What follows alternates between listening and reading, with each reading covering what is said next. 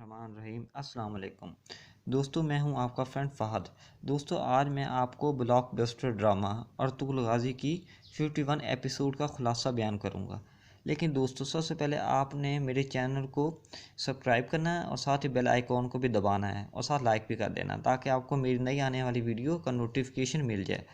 दोस्तों, अर्तुगरुल गाज़ी की इस किस्त में सलमान शाह जो कि अर्तुगरुल गाज़ी का बाप है और साथ कबीले का सरदार भी है, अपने चाचा अर्तुगरुल को अपने अपने खैमे में बुलाता है। और जब वो उनके सामने हाज़िर होता है तो उधर सलमान शाह के अलावा अर्तुगरुल गाज़ी और एक और लड़की भी मौजूद होती है और ये सब बड़े गौर से इसको देख रहे होते हैं। ये देखकर वो बड़े ताज्जुब भरे अंदाज में सलमान शाह से कहता है कि क्या वजह है, ये सब लोग मुझे इतने गौर से क्यों देख रहे हैं। और मैं आपसे एक और बात करना चाहता हूँ। अर्तुगरुल गाज़ी मेरे रात को खैमे में आया और मुझे जगा कर कहता है कि तुम गद्दार हो, तुम सलीबी सरदारों से मिले हुए हो। क्या ये बात सही है और कि आपने इतनी आज़ादी अर्तुगरुल को दी हुई है? तो सलमान शाह अर्तुगरुल से पूछता है क्या ये सही कह रहा है। तो अर्तुगरुल उससे अपने अब्बू जान से कहता है जी बाबा जान, ये बिल्कुल सही फरमा रहे हैं, मुझे इन पर शक नहीं है बल्कि पुख्ता यकीन है कि इन्होंने ऐसा ही किया।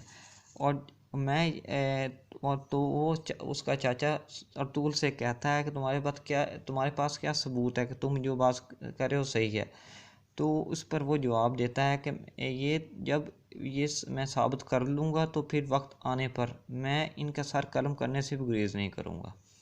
अगले ही लम्हे अर्तुगरुल जो कि इसका अर्तुगरुल का चाचा है अपने और सलमान शाह का भाई है, अपने खैमे में आता है और ज़ोर ज़ोर से हंसना शुरू कर देता क्योंकि उसे पता होता है कि वो सलीबी सरदारों से मिला हुआ है।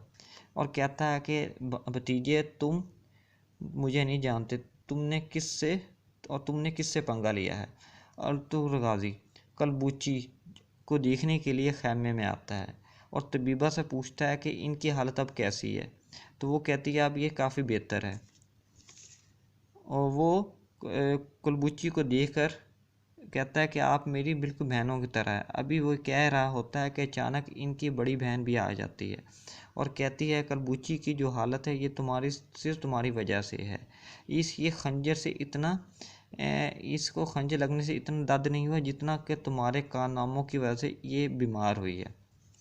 ये सुनकर अर्तुगरुल बहुत रंजीदा हो जाता है और खैमे से बाहर आ जाता है और साथ सोच में पड़ जाता है कि कलबूची भी उससे प्यार करती है और बाबा जान ने भी कलबूची को दिलो जान से और कलबूची को शादी के लिए उनकी अवलिन तरजीह है और उसी को बाबा जान ने वसीयत बना कर मुझे दिया है।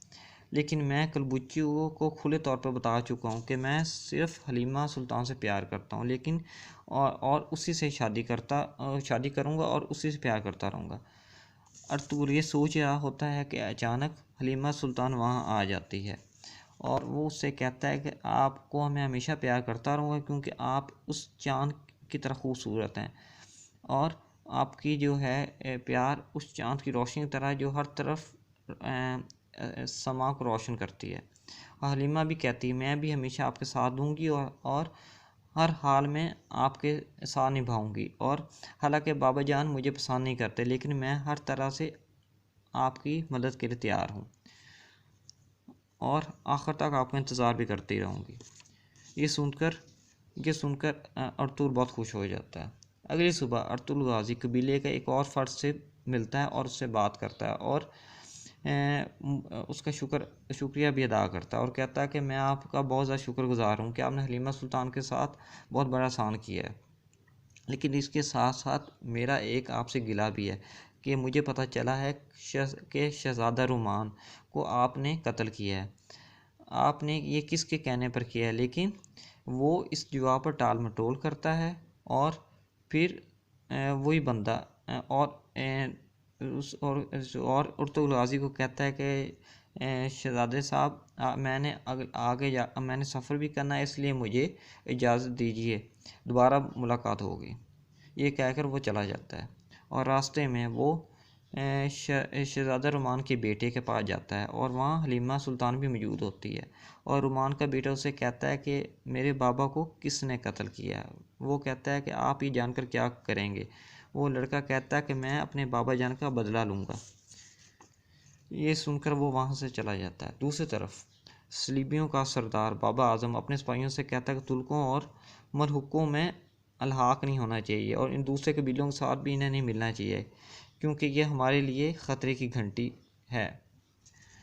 और ये और साथ ही साथ एक और बंदा वो कहता सरदार साहब कि बाबा आज़म ये ना सिर्फ इनको अलहाक होना चाहिए और बल्कि सुल्तान सलाहुद्दीन की शादी भी वहाँ नहीं होनी चाहिए, क्योंकि ये हमारे लिए बात ठीक नहीं होगी।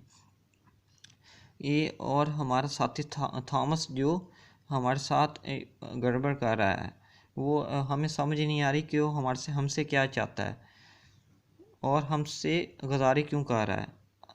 ये सोचकर जो सलीबियों का सरदार होता है वो गहरी सोच में खो जाता है।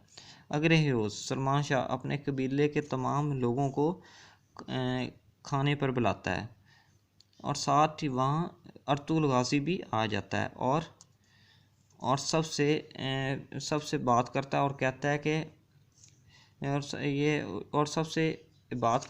कहता है कि मुझे लग रहा है कि कोई हमारे अंदर गद्दार पैदा हो गया है और हमारे प्लान के हमसे पहले उन सलीबी सरदारों को ख़बर हो जाती है और वो सारा हमारा जो मंसूबा होता है वो ख़राब कर देते हैं।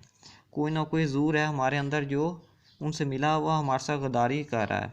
और सब ये बात सुनकर बहुत नाराज़ होते हैं और कहते हैं कि आपको किसी पे शक है कि आप ऐसे ही इल्ज़ाम लगा रहे हैं।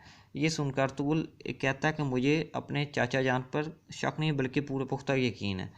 ये सुनकर उसके चाचा के हमायती बहुत ज़्यादा उसकी मुखालफत करने लग पड़ते हैं और कहते हैं कि ये सिर्फ ये इल्ज़ाम है, कोई सबूत लेके आओ तो हम मानें। ये बात सुनकर जो है अर्तुगरुल अपने बाबा सलमान शाह को कहता है कि बाबा जान मैं आपको एक तजवीज़ देता हूँ कि आप चाचा जान को इनके तमाम इख्तियारात इनसे ले लें और इनसे इनकी तलवार भी ले लें और इन्हें एक खैमे में नज़रबंद कर दें जब तक इनके ख़िलाफ़ इल्ज़ाम साबित ना हो जाएं। दोस्तों ये थी अर्तुगरुल गाजी की 51वीं किस्त का अहवाल जो मैंने आपको बताया। अगर आपको मेरी ये वीडियो पसंद आई हो तो अपनी कीमती राय कमेंट बॉक्स में ज़रूर ज़ाहिर कीजिएगा और अपना और अपने घर वालों का बहुत ख्याल रखिएगा और मुझे भी अपनी ख़ास दुआओं में याद रखिएगा। अल्लाह निगहबान।